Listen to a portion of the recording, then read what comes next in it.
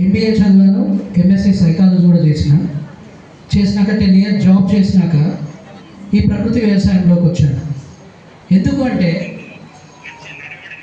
నేను ఎంబీఏ చదివేటప్పుడు ఎవరు మ్యానుఫ్యాక్చరింగ్, ఎవరు మార్కెటింగ్ అని చదివే అలవాటు లేదు నాకు. సో నా ఉద్యోగం అయిపోయినాక వ్యవసాయంలోకి వచ్చినాక పెస్టిసైడ్ షాప్లో మనం మందులు కొన్నాక కంపల్సరీ వాటి మీద కాంపోజిషన్ ఎక్కడ తయారైంది, ఎవరు మార్కెటింగ్ చేసిందని చదివే కొద్దీ విసిపోయే నిజాలు తెలిసినాయి. ఎందుకు అంటే దాంట్లో కలిపే కంపోజిషన్స్ ఏవైతున్నాయో అవి విపరీతమైన కెమికల్స్ అండి. సంవత్సరంలో తిరుపతిలో చంద్రబాబు నాయుడు గారు ప్రకృతి వ్యవసాయం మీద సుభాష్ పాలేకర్ గారి ట్రైనింగ్ పెడితే అక్కడ వెళ్ళి నేర్చుకొని వచ్చానండి.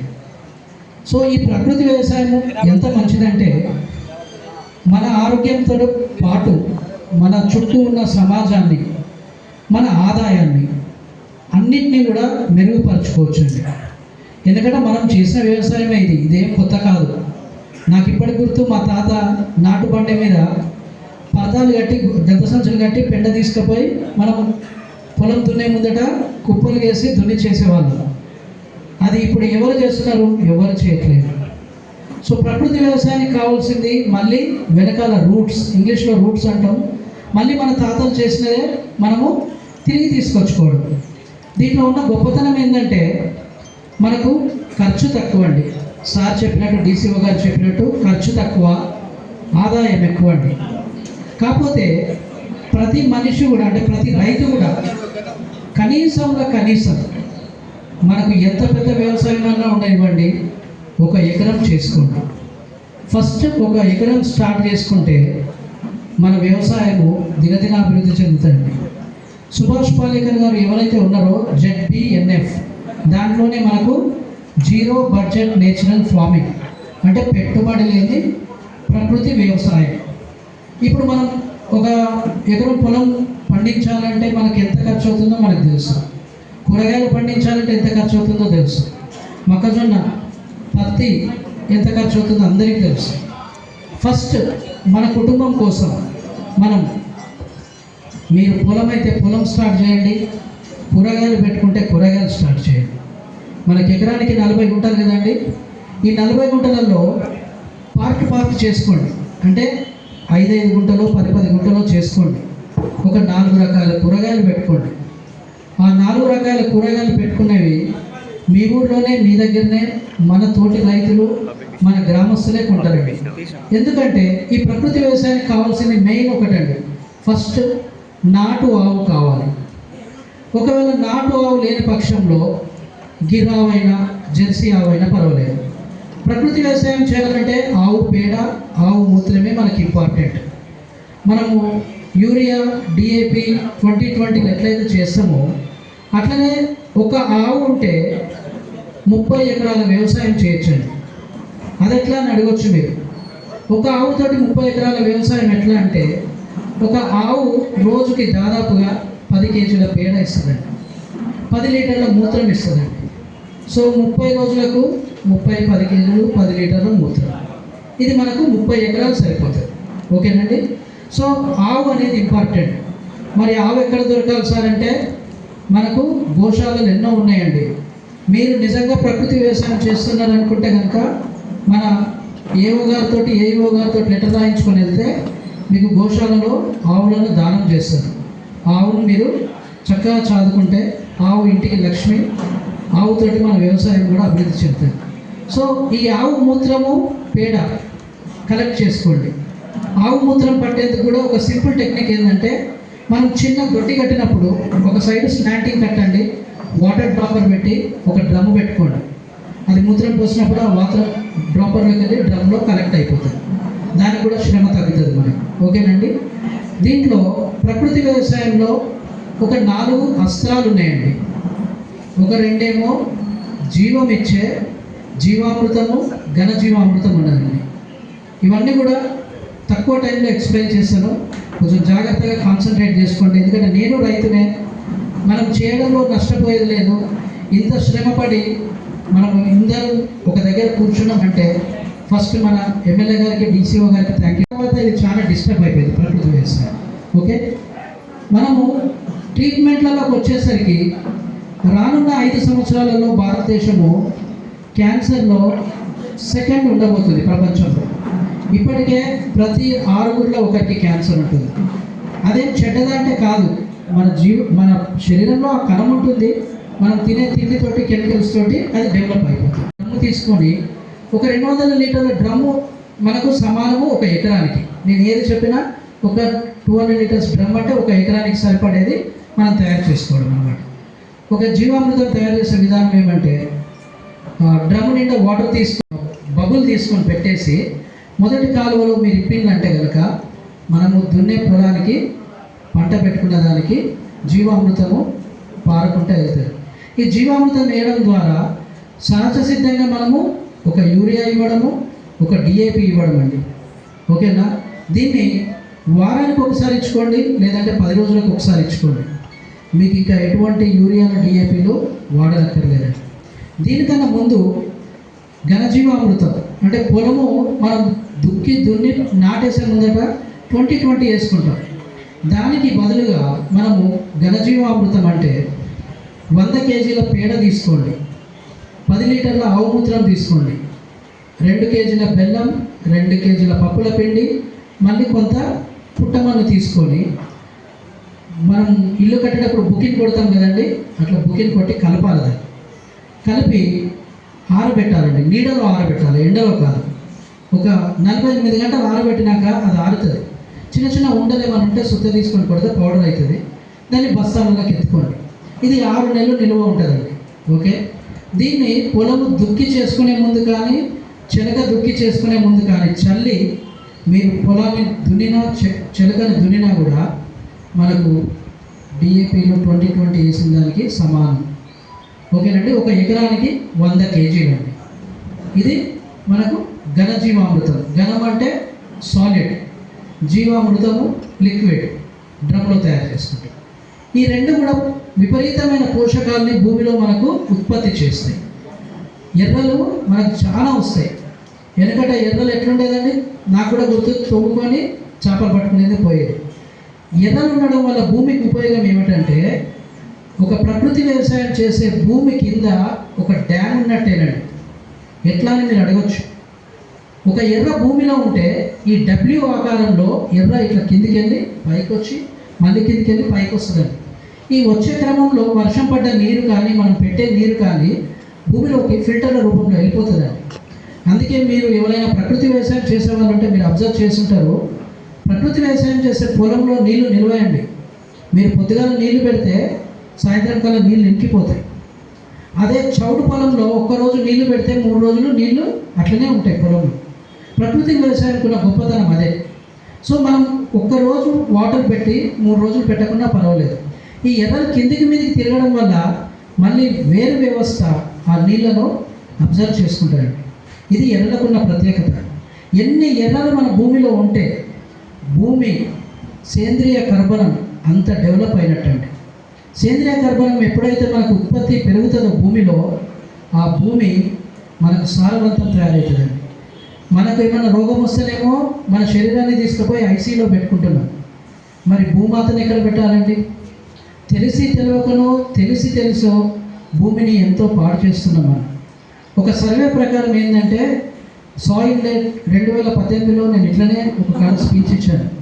మనకు 75% భూగోళంలో నీరే ఉంది, 25 భూమి. దాంట్లో 12% మళ్ళీ గుట్టలు, అడవులే. ఆ 12%లో ఇంకో 6% నగరీకరణ అంటే అర్బనైజేషన్. ఇంకా 6% మనం వ్యవసాయం చేసేది. 2018లో ప్రిడిక్షన్ చేసిందంటే గ్రహించిన సంగతి 2025లో ఇప్పుడు నెరవేరుతుందంటే వ్యవసాయం చేసేది భూములు ఉండట్లేదండి. అన్ని వెంచర్లు తయారవుతున్నాయి, అపార్ట్మెంట్స్ తయారవుతున్నాయి. మరి రాను తిండి ఎవరు చేయాలా? అందుకే చదువుకున్న యువత మళ్ళీ రివర్స్ వస్తున్నారండి, వ్యవసాయం వైపు మల్లుతున్నారు. ఈ మళ్ళే క్రమంలో మనం రైతులుగా ట్రెడిషనల్ ఫార్మర్స్ అంటారండి, ఎడ్యుకేషన్ ఫార్మర్స్ అంటారు. మన తండ్రులు ట్రెడిషనల్ ఫార్మర్స్, మనము ఎడ్యుకేటెడ్ ఫార్మర్స్ అండి.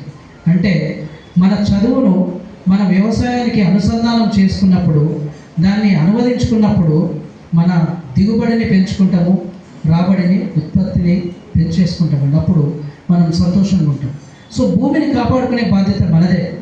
మనమైతే గ్లూకోజ్లు పెట్టుకుంటారు, మెడిసిన్స్ తీసుకుంటారు. మరి భూమికండి, భూమాత అంటున్నాం కదా, మన తల్లి. మన తల్లిని కాపాడుకోవాలంటే ఈ జీవామృతము, ఘనజీవామృతము మీరు ఎంత ఎక్కువగా ఇస్తే మన భూమిలో సారము అంత ఉత్పత్తి అవుతుందండి. సో ఇప్పుడు పురుగు వచ్చినప్పుడు ఫస్ట్ అస్త్రం, 4 అస్త్రాలు ఉంటాయండి. ఒకటి వేప కషాయం, బ్రహ్మాస్త్రం, అగ్ని అస్త్రం, దశపర్ణి కషాయం. ఈ 4 ఉంటాయండి ప్రకృతి వ్యవసాయంలో.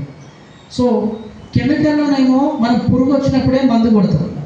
ప్రకృతి వ్యవసాయంలో ఉన్న గొప్పతనం ఏంటంటే పురుగు రాకుండా మందు కొట్టచ్చు. ఎందుకు అంటే ఇంగ్లీష్లో ఒకటి ఉంటుంది కదండి, prevention is better than cure అంటారు. అంటే దెబ్బ తాకక ముందుకే మనము ఎంత జాగ్రత్త పడాలో అంత జాగ్రత్త పడాలని మన పెద్దలు అంటారు. సో దానికి కాను పురుగు రాకముందుకే మీరు ఏ పంట అయినా పెట్టండి, వరి పెట్టండి, కూరగాయలు పెట్టండి, మక్క పెట్టండి, ఏదైనా పెట్టండి, ఒక షెడ్యూల్ పెట్టుకోండి. ప్రతి 15 రోజులకు ఒకసారి అనేది మనం పెట్టుకోండి. ఒక తైవాన్ పంపులో మనకు 16 లీటర్ల నుండి 20 లీటర్ల నీళ్లు పడతాయండి. దాంట్లో వ్యవసాయ శాఖ అధికారుల సలహాలు తీసుకొని వేప కషాయం తయారు చేసుకుంటున్నా ఓపిక మీకు. 10 లీటర్ల ఆవు మూత్రంలో 5 కిలోల వేపాకును కసపిస రోడ్లో దంచి ఒక గంట సేపు మనం మరగబెట్టాలండి.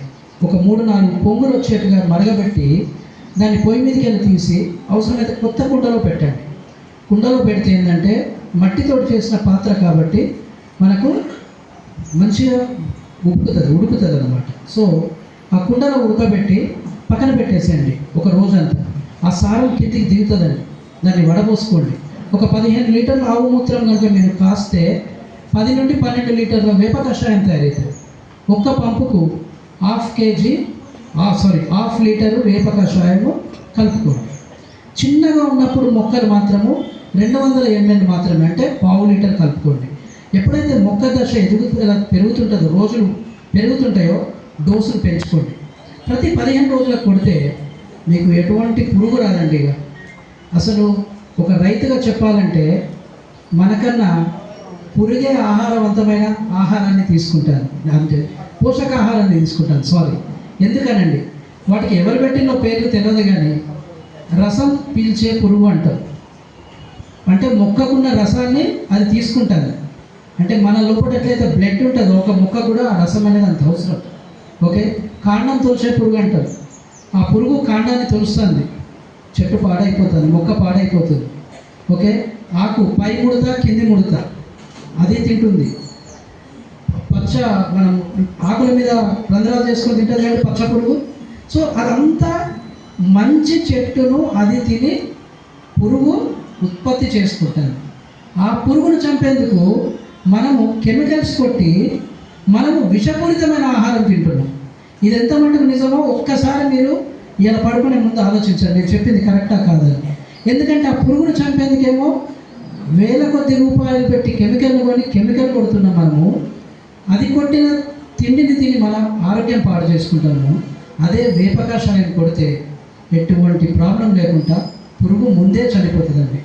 ఇంకొకటి ఏంటంటే సైంటిస్టులు కూడా చెప్పరు, ఏ పురుగుకు కూడా లివర్ ఉండదండి. ఓకే, లివర్ లేకనే మనం కొట్టే కెమికల్ అంటే చేదు పదార్థాన్ని అది సప్పరించి పురుగు చచ్చిపోతుంది. ఇంతే దాని ట్రిక్, చిన్న లాజిక్. ఈ లాజిక్ కనుక మనం రైతులకు తెలుసుకోగలిగితే వేప కషాయంతో సర్వరోగ నివారణి. కానీ ప్రతి 15 రోజులకు ఒకసారి మనం వేప కషాయం కొట్టుకోవాలి. ఓకేనా. నెక్స్ట్ బ్రహ్మాస్త్రం అండి. బ్రహ్మాస్త్రంలో 10 లీటర్ల ఆవు మూత్రం తీసుకొని ఏవైనా 5 రకాల చేదు ఆకులు, జామ, సీతాఫలము, జిల్లేడాకు, ఉమ్మెత్తాకు, వేపాకు, ఇట్లా 10 లీటర్లకి 2 kgs, ఒక 2 kgs ఆకు తీసుకొని మరగబెట్టండి. సేమ్ ఒక గంట సేపు, 3-4 పొంగులు వచ్చేదాకా. వచ్చినాక దాన్ని తీసి మళ్ళీ ఒక రోజు నిల్వ పెట్టండి. నిల్వ పెట్టినాక వడబోసుకోండి. ఏది తయారు చేసినండి 6 నెలలు పనిచేస్తుందండి. టైట్ కంటైనర్లు, అంటే మనం మినరల్ వాటర్కి డబ్బా పెట్టుకుంటాం కదా, అట్లాంటి క్యాన్లో పోసి మూత పెట్టుకోండి. పురుగు వేప కషాయానికి కంట్రోల్ కాదు, దీనికి కంట్రోల్ అయిపోతుందండి. ఓకే. నెక్స్ట్ అగ్ని అస్త్రం. అన్నిటికన్నా ద బెస్ట్ అంటే అగ్ని అస్త్రం అండి. ఇప్పుడు నేను చెప్పిన ఏవైతే రసం పీల్చే పురుగు, కాండం పురుగు, పచ్చ పురుగు ఇవన్నీ ఉన్నాయి కదండి.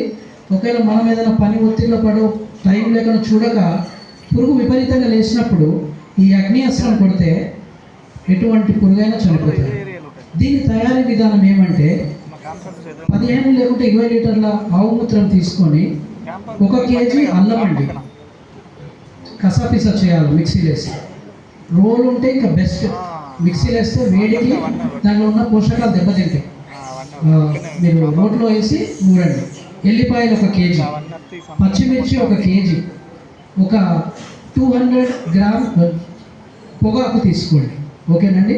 దాంట్లో నికోటిన్ ఉంటుంది, కానీ పొగాకు పొటాషియం కూడా ఇస్తుంది అన్నమాట. అది మనకు రీసెర్చ్లో తేలింది ఏంటంటే మొక్క ఎదుగుదలేటప్పుడు మనం మొక్కజొన్న కానీ వరికి కానీ ఏం చేస్తాం, పొటాష్ కొడతాం. సో ఇది అగ్ని అస్త్రం తయారీలో ఆ పొగాకు వాడడం వల్ల డైరెక్ట్లీ ఇండైరెక్ట్లీ మనము పొటాషియం కూడా ఇవ్వగలుగుతున్నాం అన్నమాట. ఓకే, అల్లము ఘాటే, వెల్లుల్లి ఘాటే, పచ్చిమిర్చి ఘాటే, ఓకే, పొగాకు, వేపాకు కూడా వేసుకోండి 1 కేజీ. దీన్ని సేమ్ 1 గంట సేపు మరగబెడితే మనకు అగ్ని అస్త్రం తయారవుతుంది.